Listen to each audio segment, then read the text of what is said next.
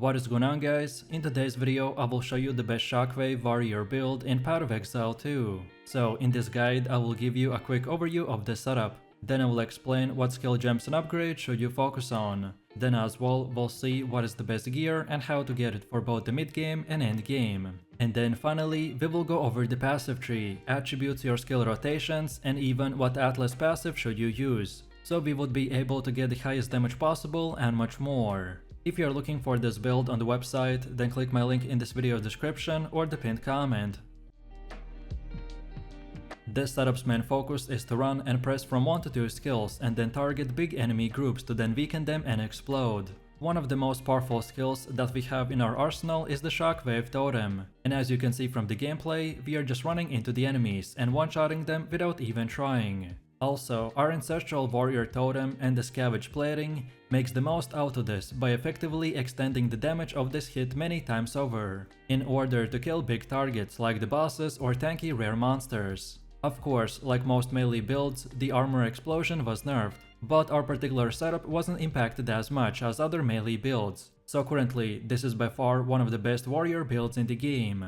If you are looking for a powerful auto AOE machine to target enemies and delete them in split seconds, then this is the one for you. So let me show you the build, and for the main class I have chosen to go with the warrior, and our ascendancy is the warbringer. Then for the first skill we have the mage strike with the support gem called the rage, armor explosion, magnified effect, and the primal armament. And even after the new changes on how the armor breaker works, the mage strike still works perfectly fine, as long as you use it with the cultist great hammer. Then second we got the Shockwave Totem with inspiration, close combat, and overpower. Then next we got the Scavenge Plating with the precision, vitality, and clarity. Next we have the Ancestral Warrior Totem with the sunder, super critical, and overabundance. Next up we have the Time of the Need with fast forward, herbalism, and clarity. And finally, for the last one we are using the Hammer of the Gods with Fist of War, concentrated effect, exploit weakness, and heft. Most of this setup is structured around using the Shockwave Totem and the Mage Strike to delete enemies in split seconds, so we use gems and skills that will support and increase their size and damage, while the rest are powerful buffs and utility skills that usually get activated in the background.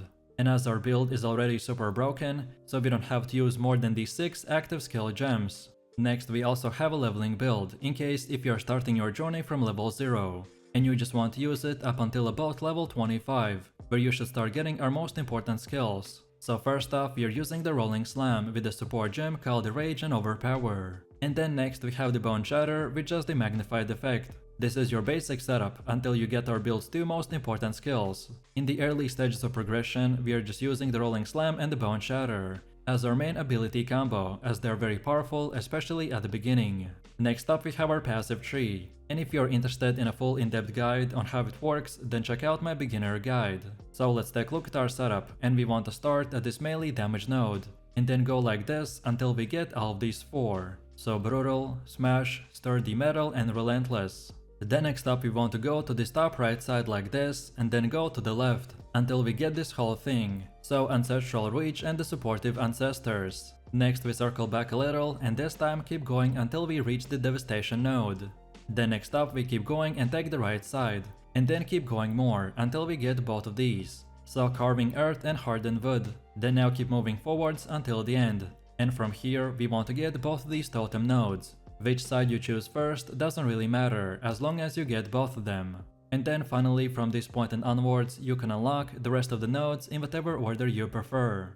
All of these nodes that we got are very useful, but the ones I mentioned have the top priority as they're the most important ones to acquire early on in the game, to make our build functional, and then in the late game to make it even more powerful. Also, as far as attributes go, you just simply want to fulfill your attribute requirements to gear and skill gems, and then spend the rest of your leftover attributes into more strength.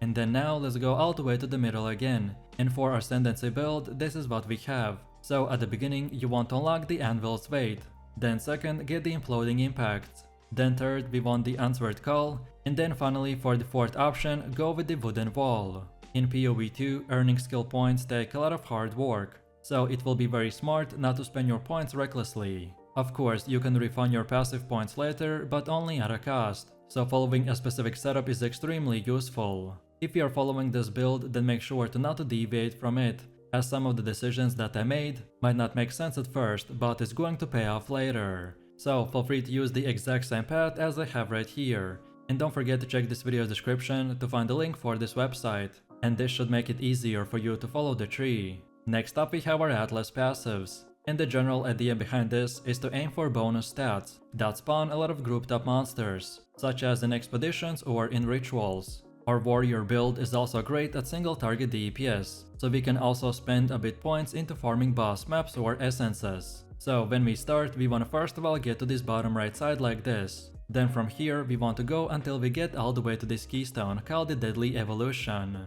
Then next we go back to the middle, and this time take the bottom left side and get all of these passives. And then when all of these are done, then now we go again to the middle and now take the middle path and unlock the rest of the nodes in whatever order you prefer. Next we have our gear. The weapon of our choice is the Cultist Great Hammer, which is special because its base stat does that our strike now deals splash damage to the targets within 1.8 meter range. And as I said, after the new changes to how the armor breaker works, the mace strike will now still work perfectly fine, but you specifically have to use this weapon, or otherwise switch the mace strike skill for something different like the Stampede.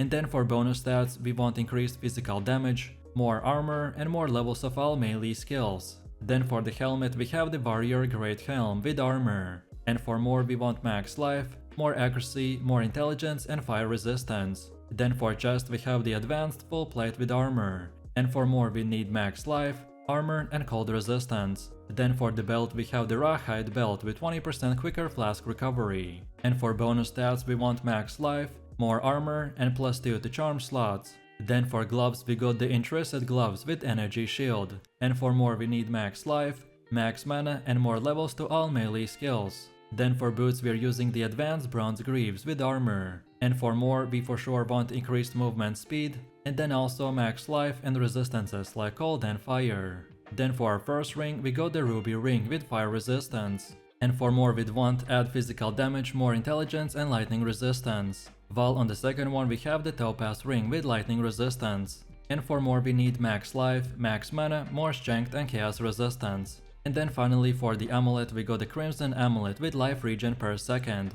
And for more we want max life, more armor, more dexterity, and fire resistance. No matter which gear you choose, just at least try to get 75% resistance cap on all 4 elements. This is a starter setup, which should be more of an example of what stats and prefixes to look for. Then next we have runes. During early item progression, most gear is socketed with resistant runes like the Desert Rune, Glacial Rune, or the Storm Rune. However, once your elemental resistances have been capped and elemental resistant runes are no longer necessary, you then want to opt in to increase your maximum life with body runes or consider socketing a soul core. So on our weapon we're using the Iron Rune, then on our helmet we have the Glacial Rune, and then lastly on the rest of our equipment we're using the Storm Rune. And as far as getting this gear goes, by far the best way to get better gear in the campaign is to check the vendor in the town each time you level up, as vendors can change their offerings based on your level. So this is the best way to find upgrades. And then after level 65 you just want to keep continuing repeating your maps until tier 16.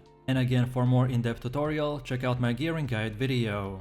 Then on top of this, we need to quickly look into the charms. Charms are incredibly useful, as by having the right one equipped at the right time can save you from dying.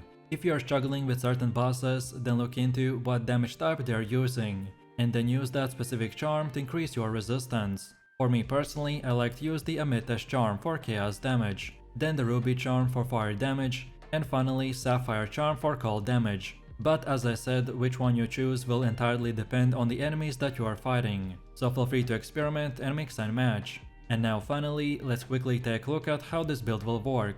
And to be honest, because of our setup, this build will be extremely powerful, no matter in what order you use your skills. But if you're interested in the most optimized damage rotation, then here it is. So for both clearing and bossing, you want to place down your Shockwave Totem, and Ancestral Warrior, which is linked with the Sunder Totem. And then you can also use the Mace Strike to get a bit of extra damage in, and then later to generate Rage as well. And finally, when you are at high tier maps and at the full endgame, you'll also be wanting to use the Hammer of the Gods on stunned bosses. But since it relies on having more than just plus levels to all melee skills on your weapon, so it might not deal as much damage for you as it does for other builds. And that's why our main objective will be to focusing on crazy AOE damage and less at single targets. So let me know what you think about this build in the comments below. If you enjoyed this, then you definitely don't want to miss my top 3 best builds video, where I showed even more powerful builds. So click the screen now and I'll see you in the next one.